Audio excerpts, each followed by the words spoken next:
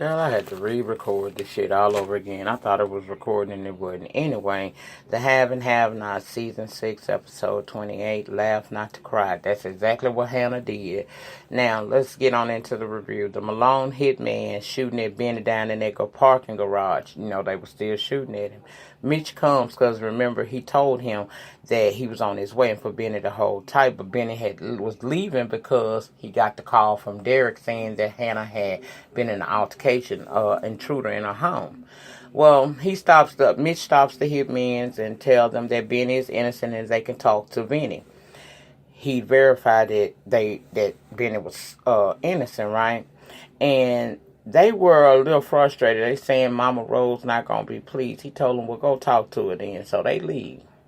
He and Benny, he didn't tell Benny he saved him. I said, yeah, because you realized your friend didn't hurt your family member like you had thought he had originally done. See, I got a problem with Mitch now because fine as Mitch may be, Mitch is also full of shit because he was quick to think that Benny was, had stabbed his uncle or whatnot. And if you his friend and Benny's friend, as long as you say, shouldn't have felt that way about him. But anyway, they talking about the money. Benny said the money is at his house. They need to go get the money.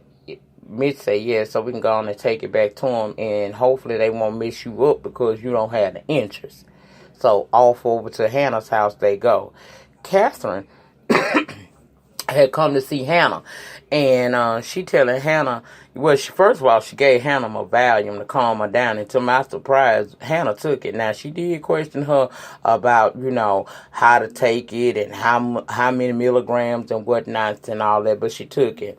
Then Catherine starts talking about Derek, saying she was glad she was there, and Hannah said she is too. Catherine asked her if she liked him, and she said yes. Catherine got all giddy like a schoolgirl. I knew it. I'm a good matchmaker. She said, yeah, but see, he know Veronica, and the way Veronica looked at him made me feel like he may have had some involvement with her. Catherine said, yeah, he know her, but Veronica wouldn't dare date him or mess with him because he not on that certain economic level that she like her means to be. And Hannah reminded her neither was Benny. She said, well, Benny's handsome. That's the difference. Hannah says she don't know about that. Well, anyway, that pill kicking in on Hannah. So Catherine tell her, girl, go on get you some rest and I'm going to check on you tomorrow. She said, all right, but make sure that Derek walk you to your car. And he does. When he out there walking her to a car, Catherine mentions Veronica to him, and he said he just does some work for her sometime, and Catherine warned him, be careful with her because she will do anything to you and she will say anything to you. He said he know, but Catherine sensed that some wasn't quite all the way there. So she asked him, you sure everything okay? She said, now, if you need anything, you come to me. He said, yes. So she said, all right then. She left it there. She went head on and left. Soon as Catherine drives off, Benny pulls up, him and Mitch, right? Derek asking him to calm down. Benny hard-headed. He wants to rush in there, and Derek telling her, look, she done stabbed the intruder. We done just got her calmed down, so please don't go in there being all, erratic and getting her back riled up. Y'all know Benny don't listen to nobody, even though he should listen to everybody because he a big old pretty mall and don't nobody live up in there, nor do anybody shop. But child, he rushing there, and before he make it in there, he hollering mommy. And that's something to me about an old ass man. Even though Benny is in his 20s on this show, he's still too old to be walking around talking about some damn mommy. Child, let my 21-year-old say mommy. I'm going to be looking at him like, what you want? Or what's wrong with you? But anyway, she calls out to him. He rushing there, and he asks what happened. She said, Candace sent some man over here. He said she owe him money, and he came to me to get it.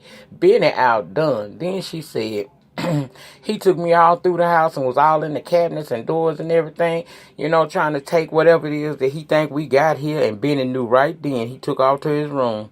She yelling at him to come back in there. He come back in there and tell her the dude took his money. Hannah said, what money? He said, my $45,000. She said, oh, is that money that you and that girl lied and said that was hers? He said, yeah, it was mine. I borrowed it from Mitch's family. Hannah said, Mitch, exactly what kind of work do your family do? Mitch said they do a little bit of this and a little bit of that. She said, illegal? He said, everything. So she asked Benny, did you borrow money from them? He said yes, and Hannah bust out laughing. Remember, laugh to not cry. That pill done kicked in. She said he wondering what's wrong with her, asking Derek, is she okay? She said, boy, I'm fine. She said, you and your sister just something else. Benny got upset because she laughing so hard, so he get ready to leave. She tell him, you ain't going no damn well. He said he is. She said, first of all, you ain't going nowhere because I need you to go with me to that bank tomorrow so I can get that money out and give it back to the Cries because that's their money. Hannah said Candace is going to keep doing what she doing. And Benny got upset, and Hannah was laughing at his ass as he walked out the room. She told him, stay out that kitchen. It's a crime scene. Hannah told Derek, Catherine and gave me that good. Girl, I was hollering at her. Hannah was full of it, do you hear me? Now, Benny stressed out. Mitch telling him what he already know, which is this ain't good. That money gone, Benny. Benny gets on the phone and calls Candace. She answers the phone. He asked her where she is. She said at the hotel. He said, I'm coming over there and talk to you. She said, it's kind of, I've been up all night. I don't give a damn about what you talking about. I'm on my way. I'm coming through. Now, what was actually happening was her and RK had just made it back to the hotel, and RK is hell-bent on going to see Veronica anyway, despite Candace's warning. He think that he know how to work her, so off he go to see Crazy Accelerated, okay? Jim arrived at the hospital. He done made sure that David got some protection round the clock. He tell Jeffrey that's a special detail that he got on David. So that calms Jeffrey down some. Jeffrey say, my mama been here. Jim said, I pretty much figured that. He said, I'm going to end up having to have a talk with her. But look here, can I talk to your dad a minute? Because David had woken up. Now, when Jeffrey leaves out, he wants to know if David know anybody that can help him. Because he ain't got no connects in the city no more. So he need to get Wyatt out of jail because Catherine to put him in there. And he stabbed one of the Malones. Jim scared that they're going to get to him and kill him in the jail. David say, look here, call this guy named Austin. He's a lawyer. I know for a fact he's sleeping with the lieutenant governor's wife. He said, when you call him, mention me and the case that we worked on, and he gonna know what you're talking about, and he will help you. Jim want to know, is he, are you sure he'll do it? David said, just do what I said. He got you. Then David asked the question that he been asking since he got to the hospital. Where's Erica? Is she okay? Jim finally decides to go on and tell him that she didn't make it. She wasn't as strong as you. Now, you can see that David hurt. He trying to process what Jim just said. And I kind of hate that he had to be hurt like that because he seemed like he pretty cool. But, yeah. So, what happens next is he leaves and whatnot, He goes on over to go out there and tell Jeffrey that, he just, he gonna be all right. He was trying to get him to leave and go and get some rest. But Jeffrey ain't gonna leave his daddy there. But Jim just tell him, I'm finna go, I'll be back, and your dad is gonna be just fine. He a good dude. He ain't deserve all of this, right? So as Jim walks off, Madison is getting ready to get off duty. He headed to the gym, but he see Jeffrey, so he stopped to talk to him. And come to find out, Madison and Jeffrey went to grade school together. In fact, the same dude that was bullying Jeffrey was bullying Madison, right? And he mentioned that, he used to see Jeffrey because Jeffrey was on the wrestling team and how much he looked up to him. They reminisced about the bully and, shit that went on in school for a minute, and Madison gives Jeffrey his number to call him sometimes so they can catch up. Of course, as Madison is putting his number into Jeffrey's phone, up walks Crazy Justin. He sees it, and he hella jealous already. So when Madison walks off, he goes up to Jeffrey. Well, he walked up to Jeffrey while Jeffrey was talking to Madison, and Madison walked on off. He wanted to know from Jeffrey who is that and why did he give you his number? Jeffrey, instead of just telling this man the truth and making him move around, finally getting it in his head that we're not going to be anything because I don't like you no more, he's telling this boy we're old friends from school and he only got my number. He gave me his number so that I would be able to contact him concerning, stuff for my dad. I knew when when Justin took that excuse and then Jeffrey told him to leave and he left without giving him a hard time, I said he finna go and cause problems. He winds up catching up with Madison and asking Madison how he know Jeffrey. The boy said, I went to school with him. Well, why'd you give him, your number? Madison like, what is this all about? He said, look, Jeffrey under investigation. Madison want to know for what. Jeffrey, Justin lying saying he can't tell him.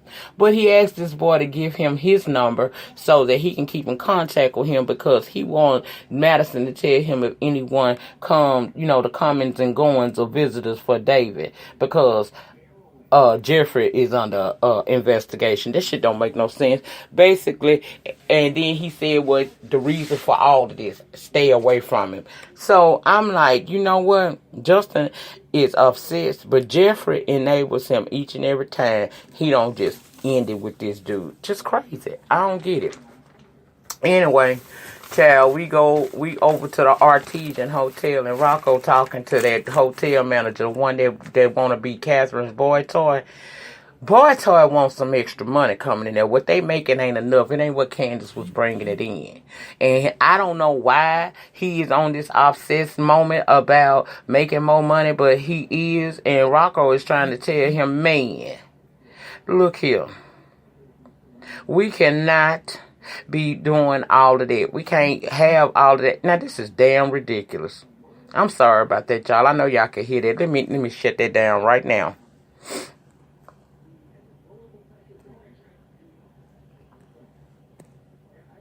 All right.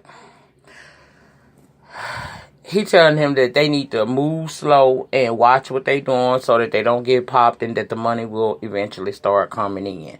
It ain't fast enough. So, boy wants to, I guess, tighten up on his trying to get to Miss Catherine. Rocco telling him, man, you out your league with that one. He said, we'll see when you invited to the wedding. And tell Rocco to get back to work. I said, boy, Catherine ain't thinking about you yesterday, today, or tomorrow. But okay. RK go over there to see Veronica. Child, she got his entire rap sheet. She want to know first, is he into me? And he say no. Then he made up a bunch of lame excuses for the different charges that he had. But he did admit that, he went up to her son's room. And his objective was to rob Jeffrey. She say Jeffrey ain't got nothing. He said he had a nice ass watch I could have got $5,000 from. So it's clear he's an escort for hire. He said he don't necessarily deal with the men. He just do a lot of flirting and make you think you gonna get something from him, and that's how it works.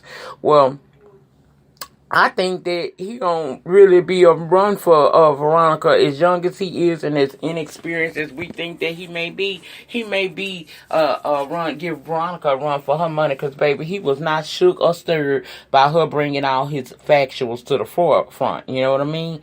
Child, I was like, ugh. This thing here crazy. Well, Veronica want RK to get next to Jeffrey. Not necessarily sex him, but make him like him. He said he would, but see his cover blown because that cop told Jeffrey his rap sheet. So she want to know what you know about that cop. You know him? I know a little bit about him. Okay, well, tell me what you know. He said, I'll tell you anything you want to know, but first you got to feed me first. So he heads off to her kitchen to get free food. Her goal is to make her, she finna get at Jeffrey. She on the warpath for everybody. And she told Jeffrey, him and his daddy ruined her life. So she is going to try to get RK to get close to Jeffrey. But she want to know the tea on Justin as well. And I guess that's what she going to do with him. Okay? I said, good luck, RK. You messing with a demon. But then again, you're an intern for Satan, so you're going to be fine. Now, over at the jail, why you fiending like a mug, sweating and just in pain, act like his whole life coming to an end when that hitman sitting right across from him watching him. He got up and walked over to Wyatt, but an officer came, like they be patrolling the jail and stuff, making sure everybody is doing what they supposed to be doing. He doing that, so old boy sits back down, but he gonna get with Jeffrey, as you can best believe that, honey. Lastly, Benny came over to the hotel to see Candace. He upset and tell her that someone broke into their mom's house, and Candace said, okay. He's like, can you at least show some concern? Benny said that man said he knew you and you owed him money. And he was willing to kill mommy trying to get it. All that girl could say is maybe she should give me back my money. He informed her that Hannah is giving that money back to the Cryers that morning. Candace kept saying that it's hers. He said, you full of shit, that is not your money. He can't make their mom, not do what she planning on doing, which is giving that money back to the Cryers, right? He want to know, girl, who's that dude that came to the house? Because he say he know you and he done stole my $45,000. She said $45,000. He said, yeah, that was the money I borrowed to buy the tow truck, Candace. He said, you know who it is. He's probably one of your Johns. Hell, he probably paying for this room. You've been staying in this nice hotel for a whole month and you ain't got no money, so how you doing? It's one of your Johns. She started saying she can't help him, but he need to talk to their mom. He said he not dealing with that. She said, well, I can't help you then. He said, I'm sick of this shit. So he go over to her drawer and start pulling her clothes out, getting ready to put her clothes in her suitcase. Said he gonna make her leave with him and go home. She comes over there and start tussling with him. And in the tussle, the money hit the floor, child. And he picked it up and realized that is his $45,000. And it's blood on there because they mama stabbed Malik when he stole it from them. Child, he asked her, Candace, what is my money doing here? And she couldn't really say nothing, and that's where we cut off. Now, next week, she going to have to answer them questions, and we're going to see that old boy from the manager over at the Artesian that want Catherine, he going to go running to her with some fake-ass story about a prostitution ring, but he ain't going to tell her he a part of it. And that Malone hitman gonna get a little closer to Wyatt than he want him to. All that's supposed to go down next week. And I'm hearing after next week they're gonna take like a 2-week hiatus and return on October the 2nd.